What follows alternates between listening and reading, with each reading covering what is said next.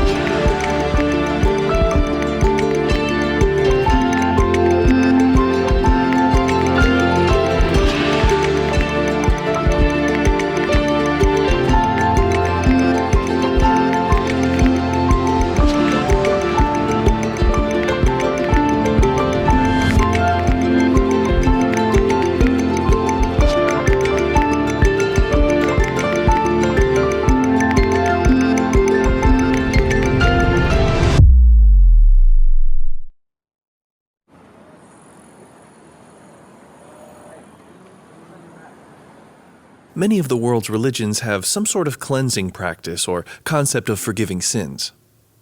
Have you ever wondered why that is? Billions of people, all of whom on some level feel there's a part of them that's dirty, that needs to be cleaned. The first century Jewish culture Jesus was a part of was absolutely obsessed with ritual cleansing, the process by which a person would immerse themselves in a body of water to cleanse themselves of external impurities. This was extremely important, as being ritually unclean meant that one could not take part in the various religious festivals and services that were such a vital component of that culture. The most common method of cleansing would be to immerse yourself in a mikvah, a ritual bath. And since the need for cleansing was so constant, a mikvah could be found in many homes as well as in shared public spaces, such as this one in Jerusalem. This mikvah would have been very busy in Jesus' time, as it was located just outside the temple, and one could not approach this most holy site unless they were ritually clean. Typically, a person would undress, enter into the mikvah by a certain set of stairs, the dirty side, and fully immerse themselves in the waters of the mikvah, re-emerging from a different set of stairs, the clean side. The circumstances that necessitated a person in Jesus' world to cleanse their bodies in this way were many. Menstruation, taking part in animal sacrifices, having a rash or certain skin conditions, touching a dead body, touching any animal that died naturally, sexual relations, the discharging of various bodily fluids, childbirth, or eating a meal with a Gentile. The list was very long. In addition to those many requirements, simply coming into contact with someone who was ritually unclean would then make you unclean as well.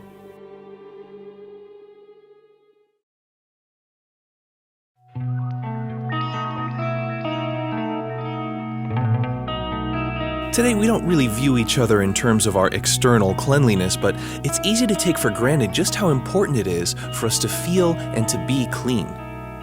And unfortunately, in this city, not everyone has that luxury. It's not one of those things we think about much, but for people in those situations, not having access to water, clean clothes, and basic hygiene dramatically affects how other people look at them and how they feel about themselves. We may not think about it much, but it's there in us. We need to feel clean. So I headed up to the Bronx to spend time with a group that helps provide that for people. They're called Fusion Bilingual SDA Church, located in the South Bronx. And I spoke with Sandy Vasquez, their director for community service. We talked about the meaning behind the name Fusion. Firstly, it's because they were started by a group of young bilingual Hispanics. Like the South Bronx itself, they're a fusion of different languages and cultures. But there's another reason for the name Fusion. And then fusion also because we fused with the community. Our churches, half of the members are community members that we have reached out to. And what does that mean, community members? Well, to us is we're in the South Bronx, and this generation decided to go outside and meet the community. And we started integrating the community into our church. So we're part community. And I got to experience that welcoming sense of community firsthand as they shared a delicious meal with me and the crew. Now, you just treated us to an awesome meal earlier. Yeah. And you mentioned that the food that everyone eats here is the same food that you go and share with the community. Exactly. Why, for you, is that important? Yes, because we want them to feel that we're sharing. It's not out of pity. So it's a meal that we could sit together and break bread together. So the same thing that you ate, the community members will be eating in a few. Life in the South Bronx isn't always easy, but they don't want to have pity on their community. They want to fuse with it, be a part of it. Yes, I think so. I think the fact that the community could identify with us because, there's young, there's old, there's, all ethnic groups. And Which is very much a part of the Bronx. A part of the Bronx. Yeah, it's just what the Bronx is. So that we're looking more and more like the community. And as they fused more with the South Bronx, they saw that there were those within their community who had a need for hygiene and cleanliness that wasn't being met. Well, we know that, some of the members of our community don't have access to sometimes water and hygiene, products. And we go out and we give them to them. We make little packages and, we go to the homeless. That is the group that needs it the most. And we bring all kinds of things that they could use, and they're very grateful they get a chance to clean up and move on. So they provide water, hygiene packages, and clean clothing to people who need them, even seeking out those who live in the detached recesses of their community to meet their needs. And the responses they get are of people appreciative to have that need in their lives met. We get some nice products for them. They get so happy. Dios lo bendiga. God bless you. How did you know we needed this? This is so cool. In the South Bronx, there are people who no longer feel clean, some of them living in the abandoned corners of their world. And then there are the people at Fusion Bilingual who look at them differently, who provide tools to help them start feeling better about themselves. And when those kinds of things happen, communities start to fuse together.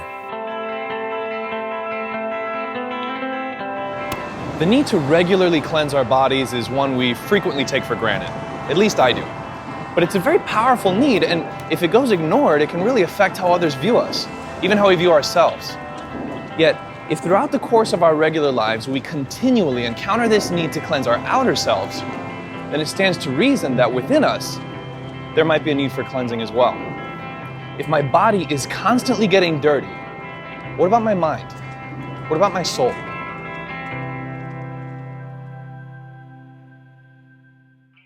In Jesus' first century Jewish world, cleansing on the deepest level, the cleansing of sin, could not be accomplished in a mikvah. That could only be carried out through a priest sacrificing an animal. And that sacrifice could only be done in one place, the temple. Through the regular sacrifice of animals, the sins of the people of Israel were believed to collect in the temple throughout the year. Finally, all of those sins would be absolved on the one very important day, Yom Kippur, the Day of Atonement. Of the thousands of priests that worked in the temple, the most important was the high priest. And the most important function of the high priest was cleansing the temple of all of Israel's sins on Yom Kippur, the Day of Atonement. It was a huge event, with large crowds gathering in the temple courtyard to witness the atonement of all of their sins. By the time the high priest had finished the process, the crowd would leave feeling the immense relief of knowing all of their sins had now been forgiven. The high priest was perhaps the most revered person in the culture of Jesus' time, because he was the one responsible for the monumental task of atoning for an entire nation. He carried out that vital act of inner cleansing. This was so important to the people of Israel because without that cleansing, they wouldn't be fit to stand before God. In the Gospels, Jesus is the most important figure as well, and he is also presented as a priest. This was so important to the Gospel writers, because according to them, Jesus did not just cleanse people, he allowed them to stand before God.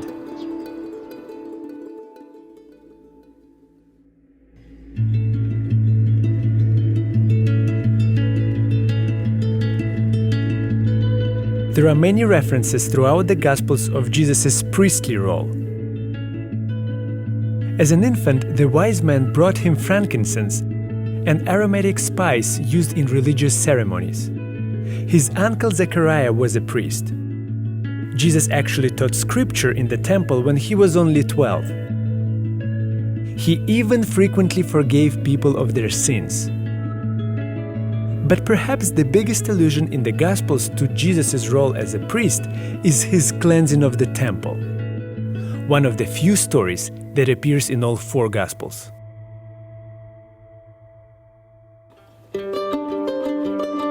This is the Temple Mount in Jerusalem.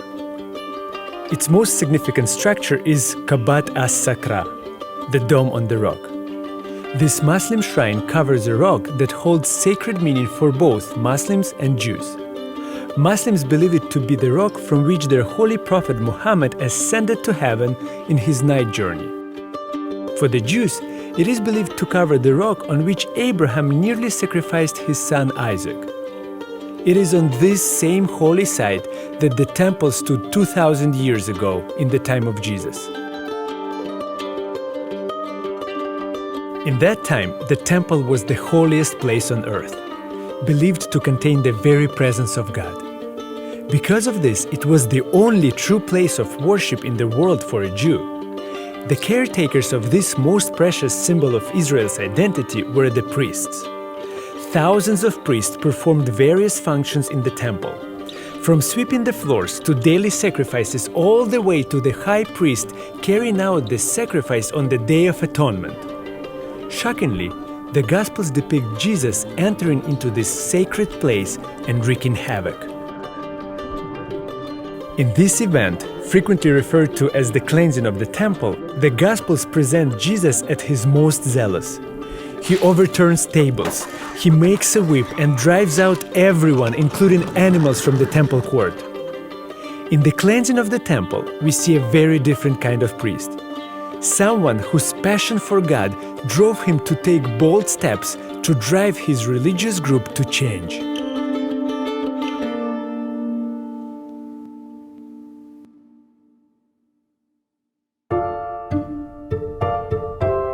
In New York, it's not at all unusual to run into someone who's willing to go against the grain of convention. This city's full of people with unique backgrounds and perspectives. And that applies to its religious leaders as well.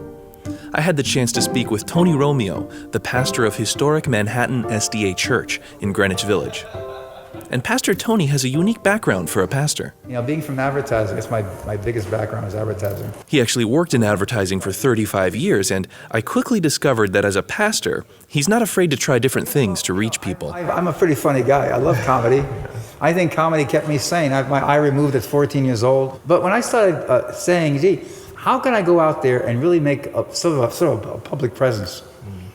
I'm a minister. Should I go into a comedy club? So one night I tried it. I had some material from my Italian background. My father came from Italy. That was his boat. That was his boat coming from Italy. When I opened my little stand-up routine, I tapped my glass eye. A little sound check first. I give him one of these. It's very real. Is everybody okay? And he did a good 10-minute set, using a lot of material about his glass eye, like this bit about dropping his glass eye in the shower. You kind of look at it. You're not quite sure, am I looking at the eye? Is the eye looking at me? You don't know what's going on. You have no idea what's going on here. And you might ask, and in fact a lot of people did, what's a preacher doing at a comedy club? And why I do that is I just wanted to be touching people. I always wanted to touch people. He wasn't trying to upset people or be provocative in any way. He just wanted to reach out and interact with people who would never otherwise choose to walk into his church. See, I'm very naive about the box people want to put you in. I just think you need to go out there and meet people. There's one comment. He just wanted to put himself out there and meet new people, to let them get a different, more accepting view of his profession, of his church, and his God. And he saw that happen the moment he walked off stage and the headlining comedian addressed the audience. But after I got off, he said to the audience, "Can you believe Tony Romeo is a minister of a church right here in New York City?" And again, almost a standing ovation. They all applauded because they couldn't believe that a minister of a Christian church was appearing at a comedy club. These are the things we need to start doing. And that was the dominant, overriding theme of everything we talked about: acceptance, of pushing yourself out of your comfort zone to reach and meet new people, to show them a different picture of God, a God that loves everyone and wants to connect with them.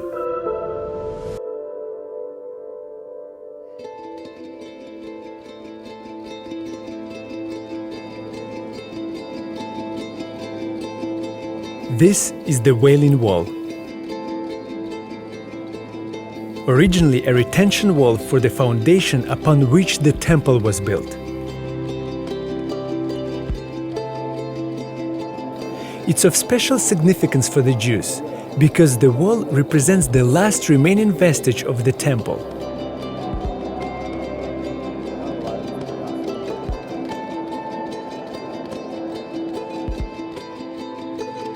But in the time of Jesus, this stone and others like it were posted along the balustrade that separated the temple courtyard from the temple itself. These signs served as a harsh warning, reading, "No foreigner is to go beyond the balustrade and the plaza of the temple zone. Whoever is caught doing so will have himself to blame for his subsequent death." The priests in Jesus' time worked to make the temple, the Father's house, a place of corruption, discrimination and judgment, open only to those they viewed as spiritually clean. This did not sit well with Jesus the priest. His fiery cleansing of the temple revealed a priest driven to show that God was not about those things. He was a God of love and acceptance of all peoples.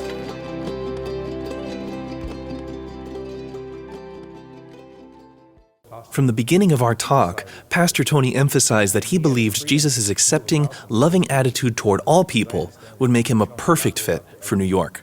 He never prejudged anybody. He was very real with people. And this is essentially important in the city, especially New York City. Because New York City is a place where you're going to meet on every single block a different personality. And in talking about how Jesus would fit into today's society, I asked if this theme we find in the Gospels of Jesus' acceptance in the face of religious intolerance is something that's still relevant today. Well, where do we start? Where do I start? Well, he started by emphasizing that, firstly, religious institutions shouldn't view themselves as some sort of ultra-exclusive club in which potential members need to be carefully screened for admittance.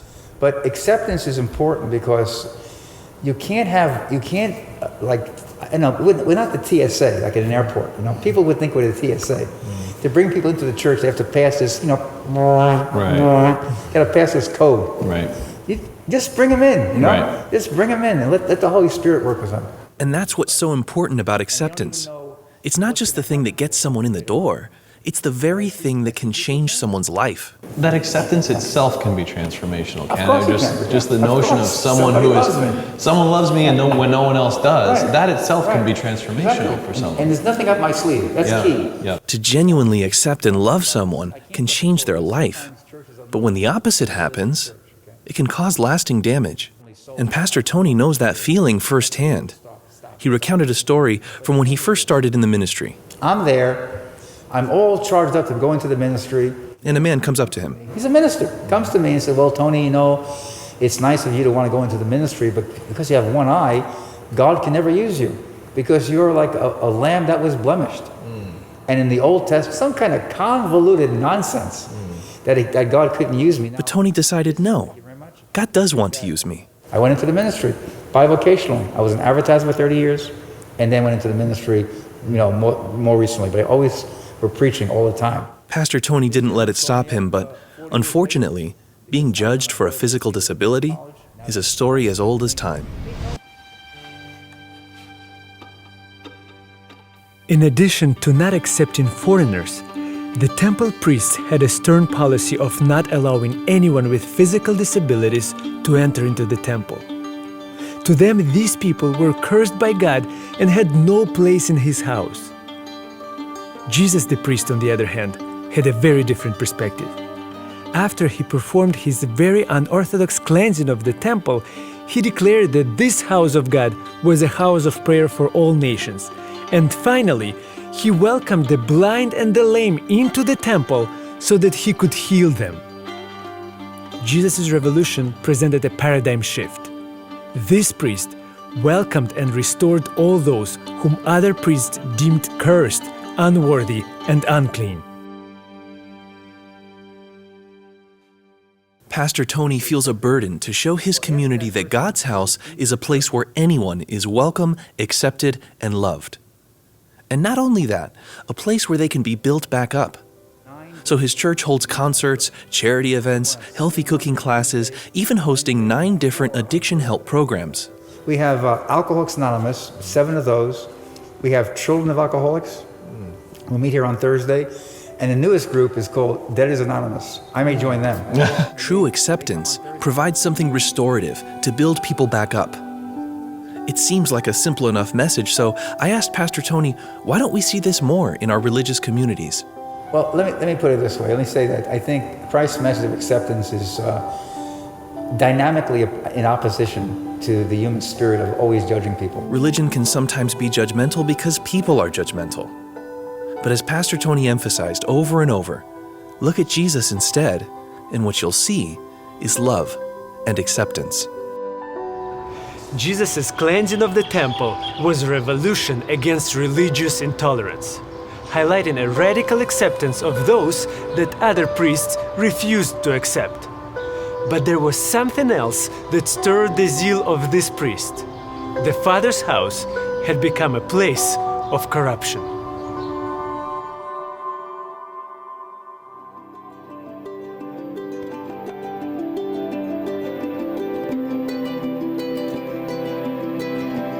If you want New York summed up in one image, this is it: the Brooklyn Bridge. Connecting the boroughs of Manhattan and Brooklyn, it's to me a perfect symbol for the city. You see, 4 of New York's 5 boroughs are on an island, and what keeps the city connected are its miles and miles of tunnels, subway lines, and bridges. Back when it was built, the Brooklyn Bridge was a marvel of engineering. The first steel wire suspension bridge ever built. By far the longest suspension bridge ever built. And looking at those towers, they're still pretty amazing. When construction was completed in 1883, Brooklyn was its own separate city, and the only way to make it from one city to the other was to cross the East River on a boat. But the Brooklyn Bridge was specifically designed for people to be able to walk on it, above the traffic. Now, any poor kid from Brooklyn who had stared across the river in amazement at the grand, imposing, inaccessible city of New York could simply put on her shoes and walk there. That short, roughly 1-mile walk was a journey to another world. What had been distant was now near. What was once impossible was now right there.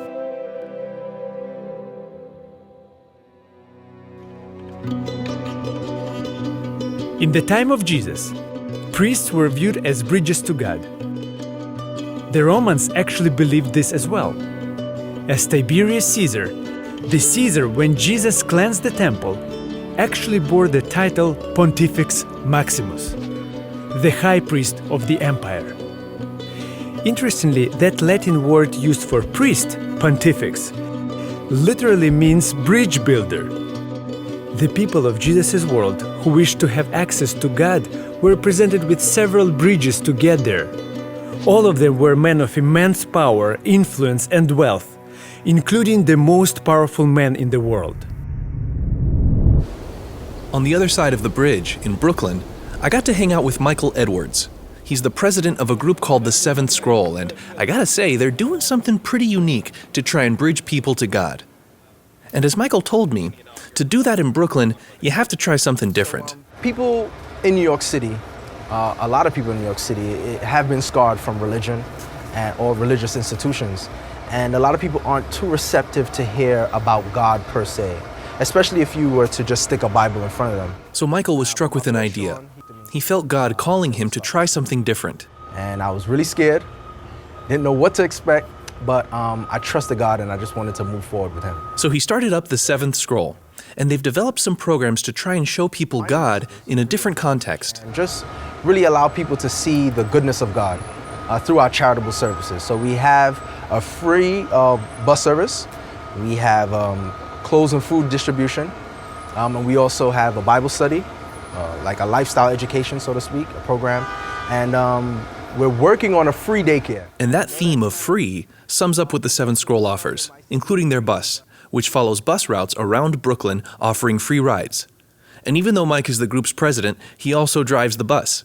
And when he pulls up to a bus stop, people's initial reaction is usually very skeptical. For the first time, people are really nervous, right? So you get people tiptoeing on the bus, and then they're kind of looking around to see, is this a setup?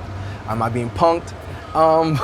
But after they sit down and they kind of get the vibe and they meet Joe or whoever other volunteers are with us for the day, they kind of relax.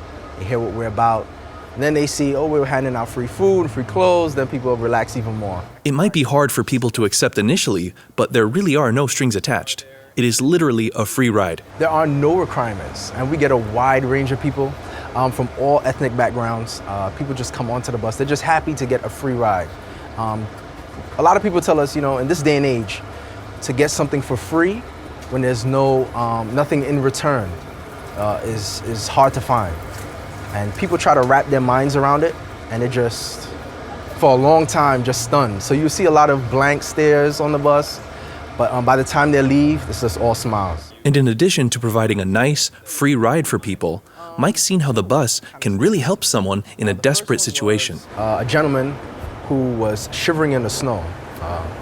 We had a huge downpour of snow last winter, and the gentleman was shivering in the snow. He'd been waiting on the bus for over 2 hours, and the buses weren't running. And we happened to come along. So you were running in the snow when no one else was? When no one else was running, we were running.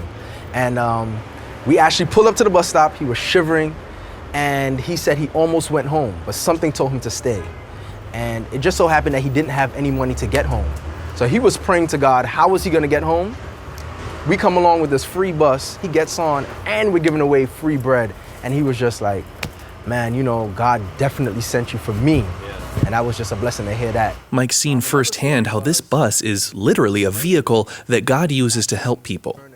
The Seventh Scroll also offers Bible studies for people who might want to develop that relationship further, and because of their experience on the bus, many people have been interested. And we've seen a great flux. We started at about 5 people in our Bible study, and now every Friday we get upwards of 60, 65 people. So we're growing steadily, and we're just thanking God for what he's done. This bus allows Mike and his team to offer the people of Brooklyn something truly free that can get them where they need to go. It provides a space for them to interact with their community and maybe foster a relationship. And we're hoping and we're praying that that relationship that we have fostered with them, they can foster that with God. That's what this bus is for them. A different way to provide a bridge to God. And it's free. In Jesus' world, the temple was the only place where someone could connect to God. And the corrupt temple priests did everything they could to make a profit from this.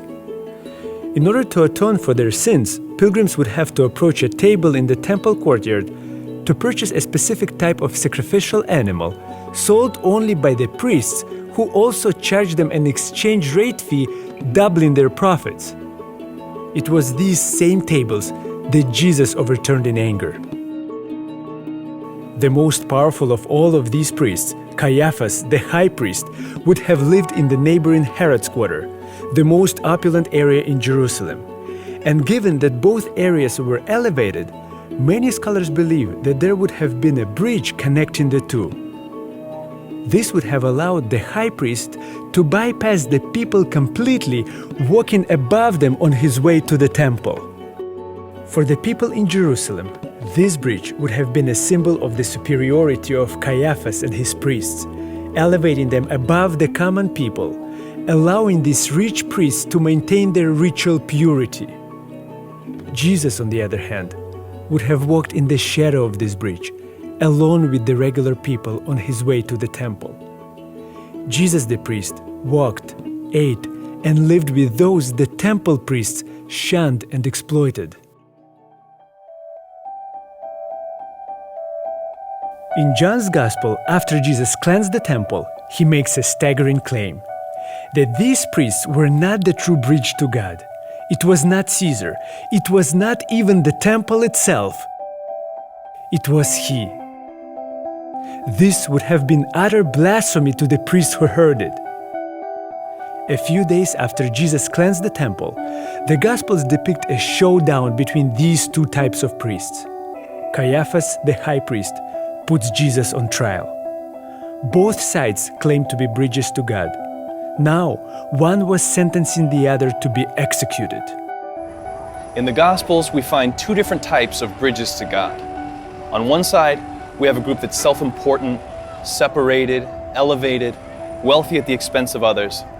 If that's the bridge to God, then that's a God I want no part of.